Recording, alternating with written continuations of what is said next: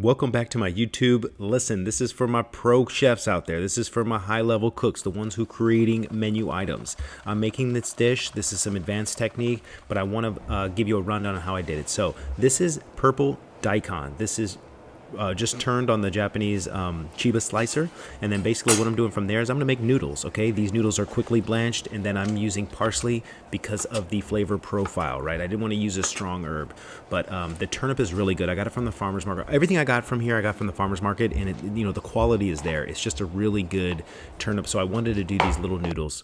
Now these are baby leeks that I'm just crisping up. They're super tender, really nice. I don't suggest doing this with big leeks. Now, this is the squab. This is a New York dressed squab, okay? And then from there, I got it whole. I went ahead and took out the guts. I didn't film it because, it's just gross. But yeah, from there, I'm just going to make a crown. So simply remove the head, take the legs off. Now, I try to serve as much as the meat as possible, but I'm at my house, so I'm just going to focus on the crown. And then, boom, look at this. Look what I found. 2 pieces of corn. Yes, sir. Look at that. Boom. You know what? At least it's not pellets, okay? Because I've had that happen before where I'm pulling pellets out.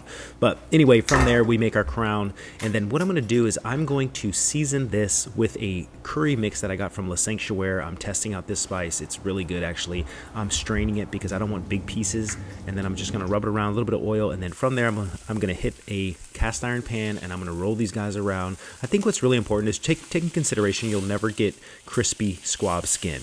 But when I butcher it, I try to make sure I take some of the skin off the leg because these things shrink up. But the reason why I cook it like this is because you get a really nice shape out of the breast, okay? The breast doesn't shrivel and curl up, right? So you cook it like this, and that way when you take the breast off, you get a nice shape. That's the whole reason why I do this. Now, from here, listen, I'm not going to go into too much detail on how to cook this, but basically you want it rosé. This is how you cook squab. This is how you cook duck. This is how you cook quail. Nice and rosé pink. Now, obviously, if you're in a restaurant, cook it however the guest wants it, but as a chef, this is how we eat it. From here, as you can see, I'm adding I added some red onion and I added some garlic. Now, a pro tip here is leave the onions in big pieces and also leave the husk on the garlic because it won't burn. From there, 350-degree oven, I go for about 10 minutes until it's nice and rosé. I'm gonna make a pan sauce, which I have a little chicken stock on hand. I also have veal demi. I roasted the bones. Okay, reduce. Monte Auber, the drill. But I think what's really good is not wasting the fond on the bottom of this pan. Okay, so from there, boom, we're just gonna break this bird down. And honestly, if I was in a restaurant setting, I would literally just, as soon as the tasting menu came in, I would get the bird cooked and fully rested before you take it down, right? See that there's barely any juice on the cutting board? This is what you want. You want the bird to fully rest because we can always rewarm just ever so gingerly. Now, yes, don't freak out. This bird is pink. This is how you eat this bird. But trust me, I know. The normal person is not going to eat it like this. I totally get it. I would highly suggest ordering something else because this bird, this temperature is amazing. But when you go overcook it, you get nothing. It's like gray and irony because it's a blood bird.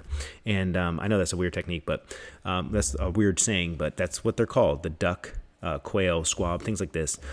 But let's get into plating. Listen, this is Asian pear that I got from the market that I've just slightly compressed in a few drops of yuzu, okay? Not to make it sour, but just to heighten the flavors. This is the turnip noodles I was talking about, right?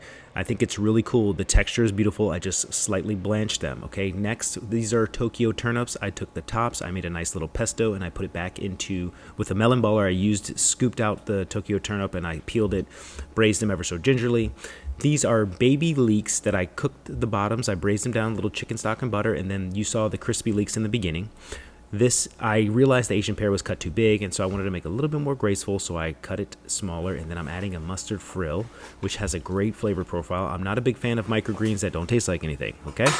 What you just saw me put down there was Swiss chard that was tossed in a little gremolata sauce, which I think pairs very well with squab. Now listen, if I was in a restaurant setting, I would not put all of these ingredients on the plate. Think of this as 2 dishes, right? So you have squab with turnip and pear.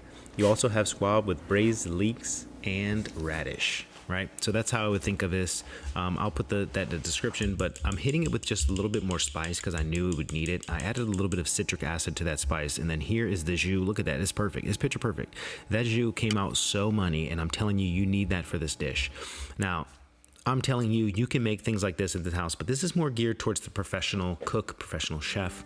You know, when you're thinking of items to put on the menu, I always try to go seasonal. Right now, we're kind of in winter. But anyway, we're going to cue the B-roll, and thanks for watching. Make sure to hit that like and subscribe for more videos like this.